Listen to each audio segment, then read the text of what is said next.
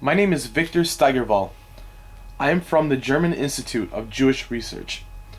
I am doing research on the effects of non-Jews living in Jewish towns. Eli Perkov asked to be interviewed for my research. He was from the village of Kolki and survived the Nazi rule by, as he calls, killing his Jewish friend.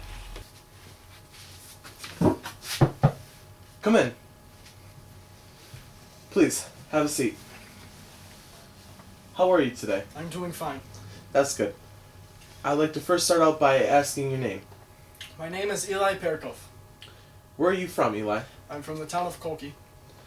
Did you have any family members? And if you did, what were their names? I had my wife, Anna. Please, sir, look at the camera. I had my wife, Anna, and a newborn son named Alex. Let me ask you, Eli, were you of Jewish descent? I was not of Jewish descent. Did you have any close friends, Eli? Herschel would take care of my baby when I was out running in errands or when my wife was ill. She was always ill, not only at the end of her life. He would take care of him as if he was his own. He even called him son. Herschel didn't possess a family of his own. He was not such a social person. He loved reading and writing. I remember his poems. I remember a lot of them, actually. They were about silly things, you could say, like love. I went over to Herschel one day and told him, "Herschel, what good is all that love doing on paper? Why not let love write on you a little?"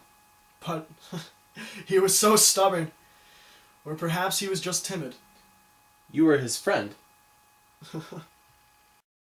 We were his only friends, he once told us, my wife and I. We would eat dinner together, and we even made vacations. When my son was born, we even walked together. When he needed something, he would come to us. When he had a problem, he would come to us. He even wanted to kiss Anna once, which in truth made me a very angry person. But when I asked him why, he said, "I'm afraid. I'm afraid that I'll never kiss a woman." "Herschel," I said, "it's because you don't try to kiss any." Did he kiss her? No. He was too timid to kiss anyone, even Anna. He truly was your friend. Yeah. It didn't matter back then. Jews, not Jews. We were so young. Who knew? Who knew what? Who knew that we were living on such a needle? A needle? We were stupid people. So stupid. Why? Because we believed in things. Tell me more. More? Herschel. It was as if he was in our family. Tell me what happened. What happened to him? To him? To him and me. It happened to everyone, make no mistake. Just because I wasn't a Jew doesn't mean it didn't happen to me. What is it? You had to choose. And hope you choose the smaller evil. Last time we spoke, you were talking about when the Nazis came. I murdered Herschel. Or at least what I did was as good as murdering him. What happened? Nah. It isn't true.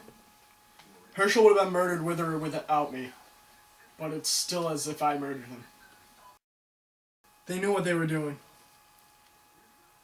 The bed was shaking as the tanks came by. My wife kept on asking me, "What is it? What is it?" What did you see? I saw 4 tanks and I remember them in every aspect. 4 green tanks with men walking alongside them. These men had guns just in case anyone decided to run. Were you scared? I was scared, although I knew I wasn't the one they wanted. How did you know? I knew. Herschel knew. Everyone knew. We just didn't think it was going to happen to us. We were so foolish. And then? And then I told my wife to take my son into the cellar and not to manufacture any noise. And not to be too afraid because we knew we were not the ones they wanted. And then the tank stopped and I thought it was over. What a fool I was to think such a thing. The general got out of the tank and ordered all of us to stand in front of the synagogue. My wife took my son and did as they commanded. What about Herschel? I thought that Herschel would have ran into the darkness and get away from all of this. But as I arrived at the synagogue, I saw him and stood next to him. That is what friends do in the presence of love or evil. Why did Herschel not run? I don't know why Herschel didn't run, but I remember him saying to me, "I'm going to cry." And I told him, "Do not cry. There's no reason to cry. There's nothing to cry for." But I too felt that I was going to cry. But not for me. For my wife and child. What did they do? What happened next? The women were crying from the men holding guns, and the general commanded, "Do everything we say or we'll shoot you." The general commanded for the rabbi, and the rabbi lifted his hands, and he was taken away into the synagogue. The next was the cantor, who wasn't as quiet. He was screaming and crying for his wife, and as his wife extended her hand to him, he too was taken away into the synagogue. Please, go on. The commander went into the front line and put a gun to Aaron's head, who was a Jew, and said, "Who is a Jew?" Aaron pointed to Abraham, and Abraham was taken away into the synagogue.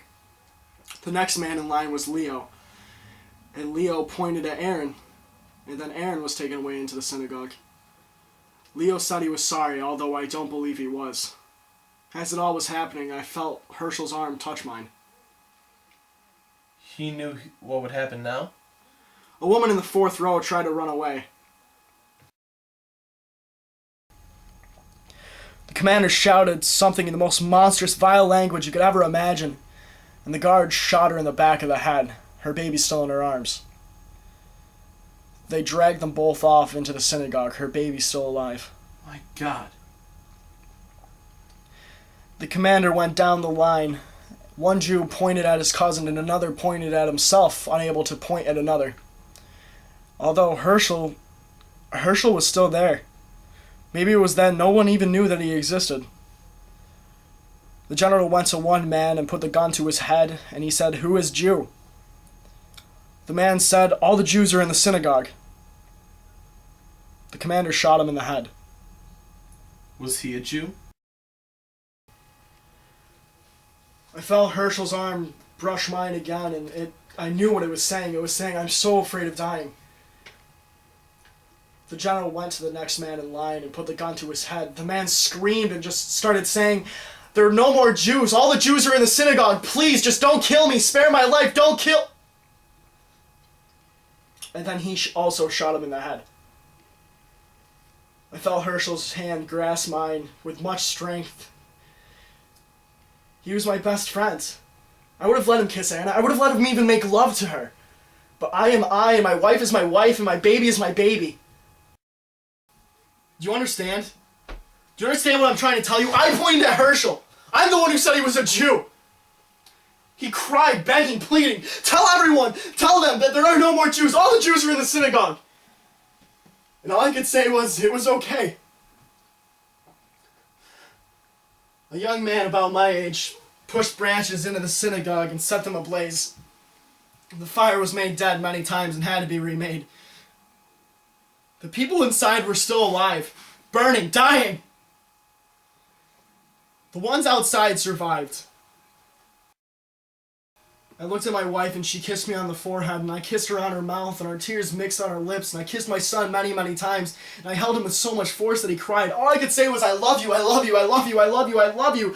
I needed to change everything. I changed everything for him. It was all for him. I did it for him. I pointed at Herschel for him, and it's because Herschel was murdered because of me, and Herschel was how he is because of how he is and why he is, because I held my son with so much force that he cried. I loved him so much that it made love impossible. Eli, calm I would have been down. a fool to do anything else, but it was forgivable for what I did and why I did it. My finger for what my finger did, and for what I pointed at and what I did not point at, and for what I touched in my life and what I didn't touch in my life. And am I guilty or am I not guilty? I am.